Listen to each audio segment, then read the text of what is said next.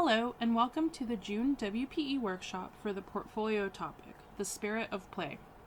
My name is Betsy Gomez, and I will be walking you through this workshop. The WPE website can be accessed at www.umb.edu/WPE. On the website, you will be able to look over the WPE schedule, WPE requirements, and criteria for grading. You will also be able to download the PowerPoint slides from this workshop. I suggest that you keep this website bookmarked until you complete the WPE. This is part 1 of the WPE workshop. In this portion of the workshop, we will discuss the WPE grading standards, portfolio requirements, and the portfolio submission process and schedule. I'll also offer a few pieces of advice that you will hopefully use as you work on writing your new essay. Our advice will concentrate on what to do and what not to do in your essay. Also, it will include advice on how to make sure you are answering the question and how to make sure you incorporate and give proper credit to your sources. Since you're going to be submitting a collection of course essays and a new essay, you are probably wondering what you are being graded on. The General Education Program created the WPE many years ago to ensure that UMass Boston graduates possess intermediate proficiency in writing. The General Education Program stipulates that writing proficiency involves the capabilities of critical thinking, critical reading, and elements of writing. These capabilities are demonstrated within an essay by the following criteria: writing with a clear purpose, which involves having a sustained focus on a position, argument, or inquiry; effectively utilizing source material, which involves carefully selecting, integrating, and explaining source material and then meaningfully applying that material to support the essay's purpose; and organization, which guides the audience from paragraph to paragraph with effective transitions and clear sentences that form coherent paragraphs. The WPE graders will read your challenge essay and assess whether it demonstrates proficiency in this criteria. WPE challenge essays are graded on a scale of 1 to 9. Developing essays earn scores between 1 and 3. Proficient essays earn scores between 4 and 6, and exemplary essays earn scores between 7 and 9. To pass the WPE, your essay must earn a score of 4 or higher. Your course papers provide a supporting role. WPE graders may consult them to assist with difficult decisions. You will notice that you are not being graded on things like spelling and grammar. Rather, the graders want to see what you think, how you understand the sources, and how you utilize and organize them. This doesn't mean, however, that you shouldn't proofread your essay. You should. Reading your essay out loud, for instance, may help you determine issues with sentence clarity. You want to make sure that you submit your best effort. We will be looking at the grading criteria in a little more detail in the next couple of slides. Again, the first criteria is writing with a clear purpose. Your position, argument, or inquiry are determined by what you think, usually in response to a prompt or an assignment. You are being asked to write an essay in response to a prompt. A proficient essay clearly states its focus and maintains that focus throughout the entire essay. This means that you should answer the question immediately and focus on proving your answer throughout the body of your essay. A proficient essay presents a methodical, connected discussion. There should be a method or order to your essay, and you should discuss the topic and your argument in detail. The second criteria is looking at whether your essay effectively utilizes the source material. Using source material in an effective way means moving beyond summarizing the ideas in the texts and towards a meaningful engagement with those ideas. For your challenge essay, you are being asked to utilize the 3 articles in the reading set. You should not use any other sources not in the reading set. A proficient essay engages in conversation with the sources in the reading set by connecting the source's ideas to your essay's purpose and argument. A proficient essay relates the source's ideas to your own ideas and explains the relevance. A proficient essay explains and contextualizes ideas from the sources. This might happen by briefly reviewing the source's argument, putting the ideas into your own words, or illustrating them with fresh examples. One way to think of your essay is this. Imagine your essay is going to be the fourth article in the reading set. How does your essay's argument connect or differ from the other articles? What new or interesting perspectives can you add to the question of the relevance of play to adult intelligence? Finally, the third criteria for grading is organization. Organization indicates awareness of your reader's need to be guided through the flow of your ideas. In a proficient essay, each paragraph signals a new idea and how that new idea is related to the previous paragraph, as well as the overall purpose of your essay. In a proficient essay, your sentences clearly express your meaning to the reader, and each sentence has a meaningful connection to the other sentences in the paragraph. We will now move on to discuss the portfolio requirements. We have recently modified the requirements for the spring 2021 semester, and you can review the complete requirements on our website. Your WPE portfolio needs to include the following items. First, it needs to include a new paper, also known as the challenge essay. This is the essay based on the reading set and prompt, and it should be at least 1,500 words or longer. You should have received a confirmation email with a link to access the reading set and prompt after you registered. If you don't see it in your inbox, please check your junk mail folder. If you still can't locate it, send us an email at writing.proficiency@umb.edu and we will help you. You will need to include 2 course papers written for any UMass Boston course that are 750 words or longer, and 1 paper written for any UMass Boston course that is 1,250 words or longer. You will also need to fill out a confirmation form. The link to that form will be available to you closer to the deadline on Blackboard. The confirmation form includes an honesty statement. There is a course paper exception for first semester transfer students. If spring 2021 was your first semester at UMass Boston, you are allowed to submit 2 course papers instead of 3. 1 course paper must be 1,250 words or longer, and the other paper can be 750 words or longer. You are still required to submit the challenge essay. You might be wondering what types of course papers are appropriate for the WPE. As you may remember, your challenge essay is what is going to be primarily graded. However, your course papers can provide a supporting role. Your course papers should utilize sources. At least 1 should be from a 200 level class or higher, as these are intermediate and advanced courses. Ideally, the papers should be analytical, use evidence, and present an argument. They should be from different courses taken at UMass Boston and only UMass Boston. This means you cannot submit work from a previous institution that you attended. If you have taken your intermediate seminar, which is a 200 level course with a G at the end of the course number, you are allowed to submit 2 papers from that class. If you took our department's CRW 282 course, you are also allowed to submit 2 papers from that course. If you want to submit lab reports or papers that are based on observation, please email us at writing.proficiency@umb.edu to potentially get approval to submit this type of work. If you're anxious that your papers are too short or that you don't have enough papers, please email us and we will help you. We want you to submit your WPE portfolio and we'll do what we can to make this possible. WPE portfolios will be submitted online. You do not and should not come to campus to submit it because we won't be there to receive it.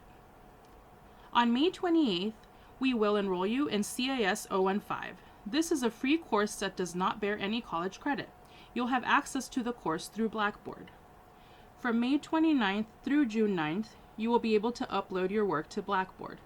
The Blackboard course will include the guidelines and requirements, which also provides step-by-step instructions for submission. The link to the confirmation form will also be available on the Blackboard course. Please try to upload your portfolio well before the 11:59 deadline on June 9th, in case any problems happen. It is easier to help you during regular business hours, and believe me when I say that students submitting at 11:55 p.m. always have technical issues.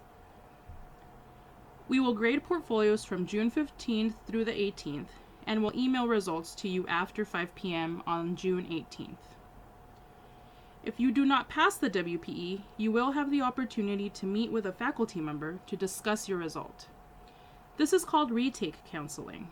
If you receive a retake result, we will send you the link to sign up for Retake Counseling, and we encourage you to utilize this opportunity. Keep in mind that for a detailed discussion of your result, you must attend Retake Counseling. During the counseling session, your counselor will discuss why the graders did not find that your essay met the WPE criteria for proficiency, and will talk to you about the possibility of appealing the decision. Appeals will be due on June 28th, and you'll hear back from us by the end of the day on June 29th. If you do not pass the WPE, you'll need to attempt again.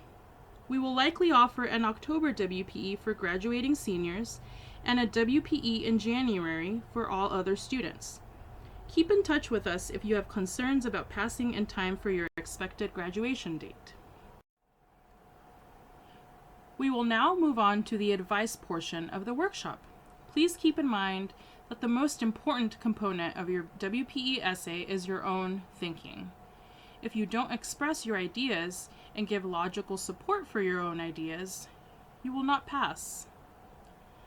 The graders are not looking for a book report or extensive summary of the reading set. They will have read the articles just like you. Instead, you want to demonstrate your critical thinking, effective use of the sources, and organization. This means that you need to make sure you write an essay and not a report.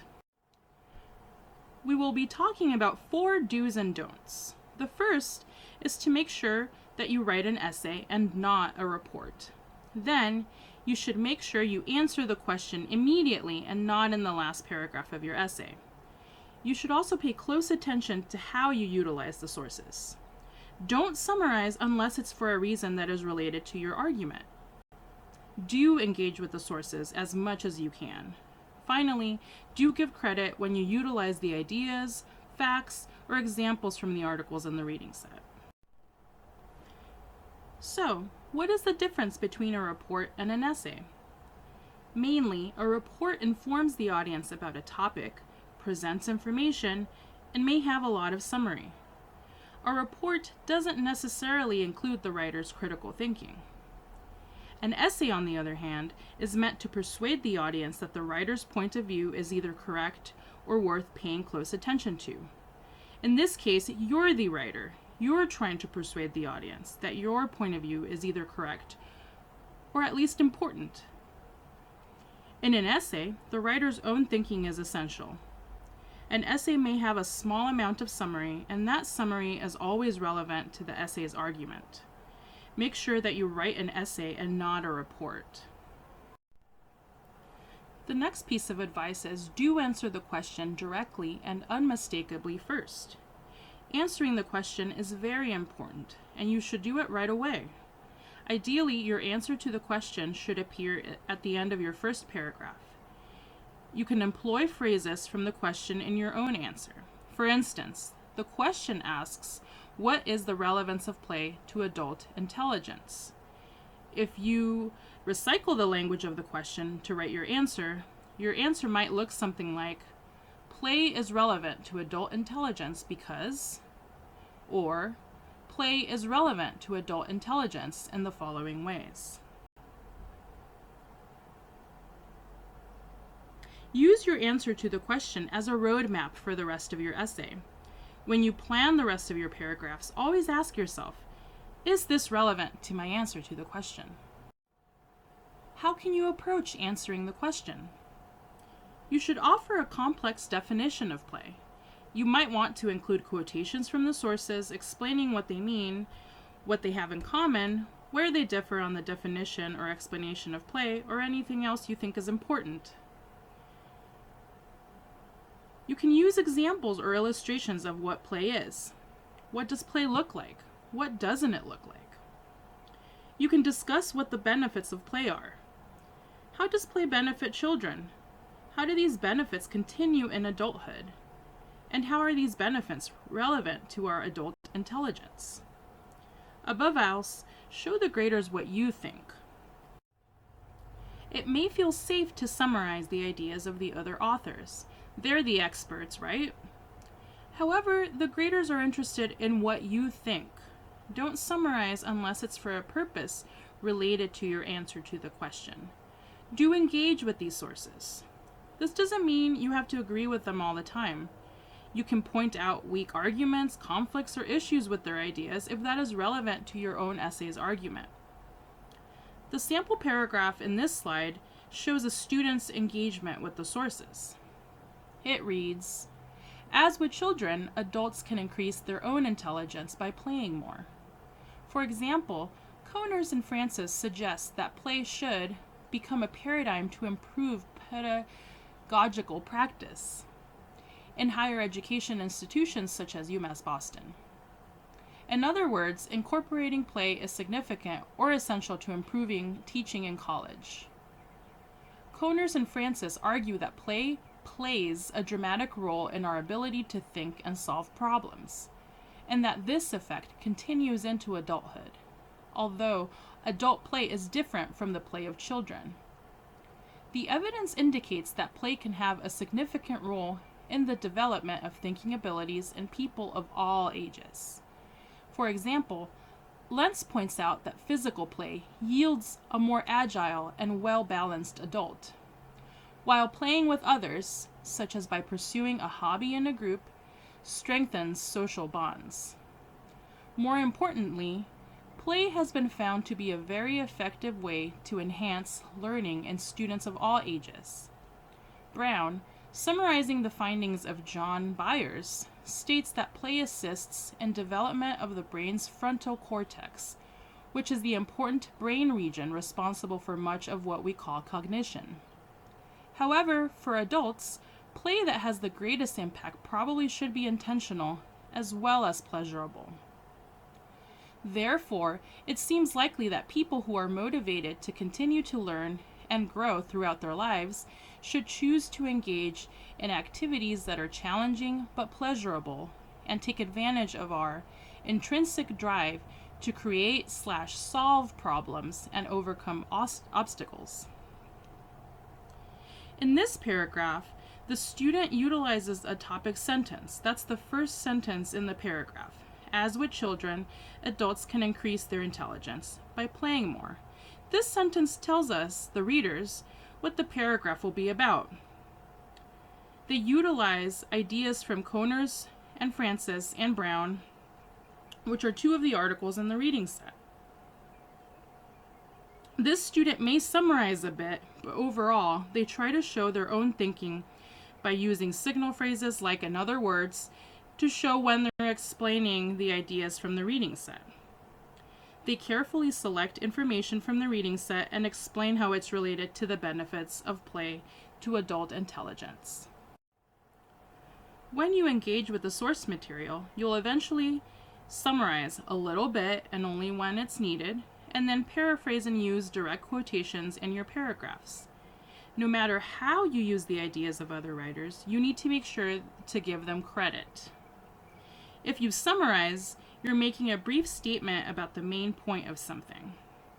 Make the source of this idea clear in the text of your essay. For instance, this example is a one-sentence summary of ideas presented by Coners and Francis, and Coners and Francis are named in the sentence. When you paraphrase, you are using someone else's ideas, but rewording them.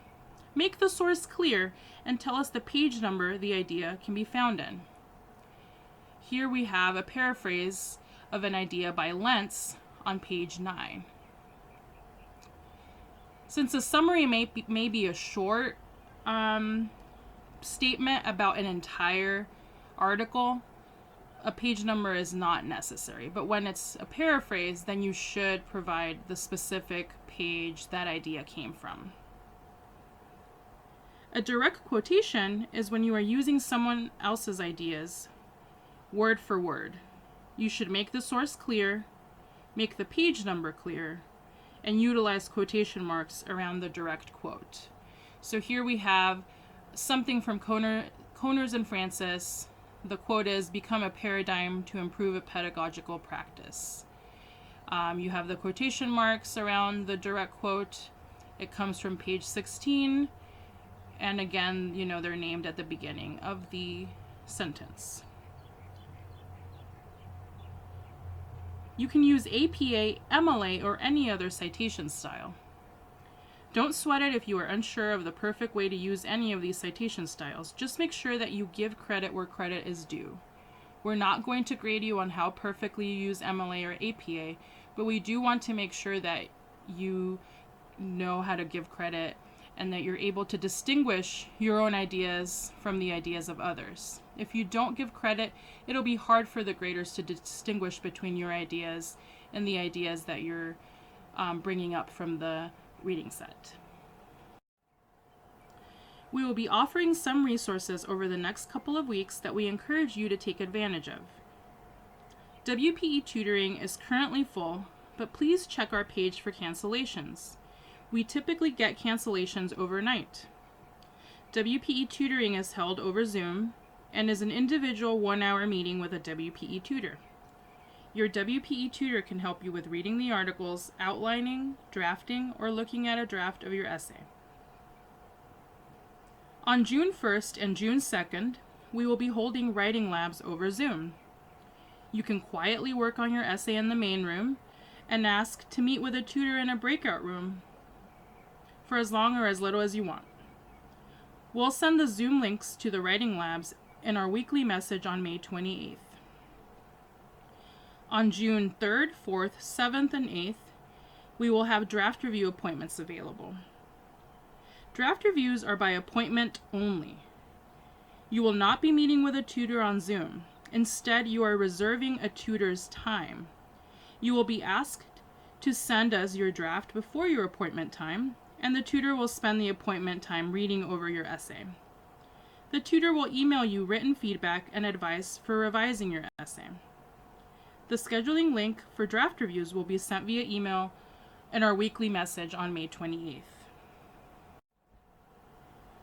This concludes part 1 of the WPE workshop. If you have any questions, please reach out to us via email at writing.proficiency@umb.edu. We will answer you as soon as we can. In part 2 of the workshop, which will be available soon, WPE Director Lori Marks will review the reading set and suggest some ways the reading can facilitate your own writing. Thank you and good luck with writing your essay.